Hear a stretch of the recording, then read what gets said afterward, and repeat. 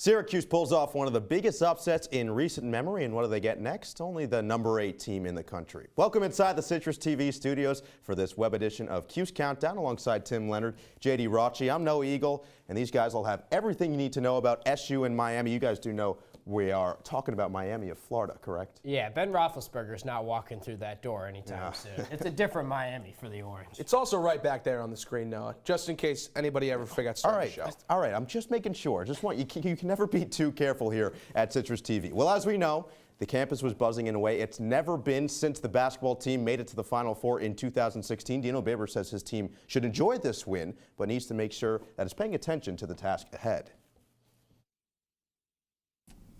Fantastic win. I mean, something that they'll be able to share with their granddaughters and their grandkids and their sons and their daughters. It's a big moment. There's no doubt about it. And they need to enjoy it, because when I see them on Tuesday, we need to get back to work. You know, you're playing another undefeated team in the top 10, another storied program. They have more athletes than we have. We're trying to get athletes like they have, and we're playing them at their place. So it's going to be a difficult game, and we're going to be playing it on the road and weather and everything else. So we've got a lot of work to get to.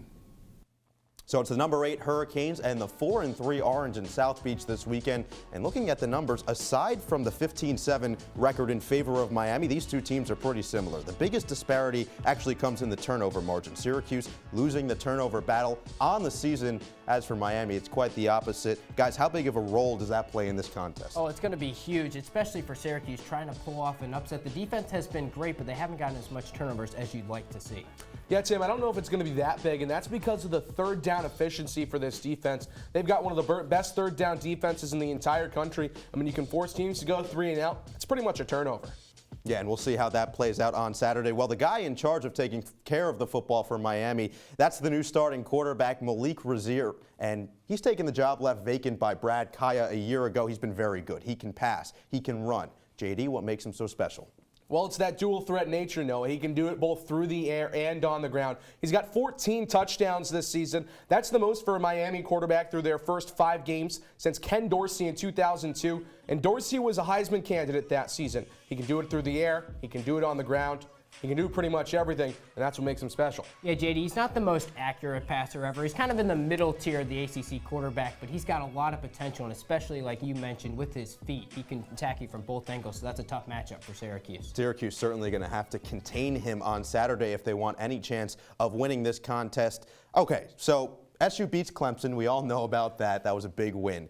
Now, can they keep the momentum going? How can they keep the momentum going? Tim, what does SU need to do to win this one? I think the biggest thing, Noah, is establish the run game. I mean, Syracuse in the second half against Pittsburgh, they finally came out, got Dante Strickland going a little bit, and that was huge for them. Made it balanced on offense, and they were able to, you know, not be so predictable. And they could even throw in a little play action, catch the defense napping, and the defense has to come up. So it creates more opportunities when the running game gets going. We saw it against Clemson. I think Syracuse has to do that again against Miami.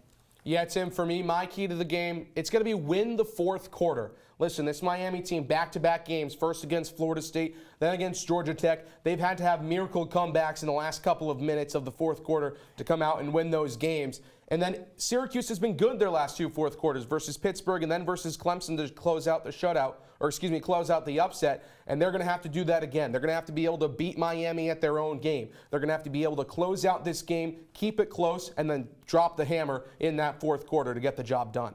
Drop the hammer, indeed, they will have to do. Another top 10 team that Syracuse is facing. Okay, that's what they have to do. JD, do they do it? No, I think it's going to be a close one, a lot closer than most people think. Syracuse is coming off that upset victory over Clemson, so I really think they can play with any team. But this game's in Miami, so my prediction, 34-27 in favor of the Hurricanes.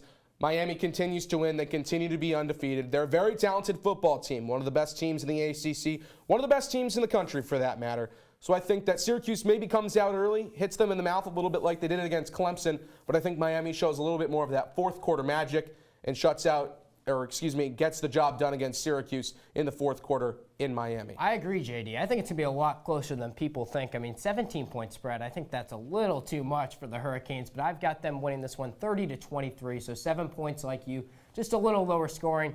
I'm tempted to pick SU. They were great last week, but at the end of the day, I think Miami wins the battle in the trenches. Their offensive line is so strong, and that's one of Syracuse's biggest factors is the defensive line, so I think the SU defensive line struggles, and they just don't get off to that hot start they did against Clemson. All right, well, make sure that when Eric Dungy asks after the game who said they were going to win ahead of time, you guys don't raise your hand. That's right. After this one. That's all we have for this web edition of Cuse Countdown. You can follow us on Facebook, Twitter, and Instagram at CitrusTV Sports to check out all our content online. For Tim Leonard, JD Raucci, the rest of our Cuse Countdown crew, I'm Noah Eagle saying so long and enjoy the game.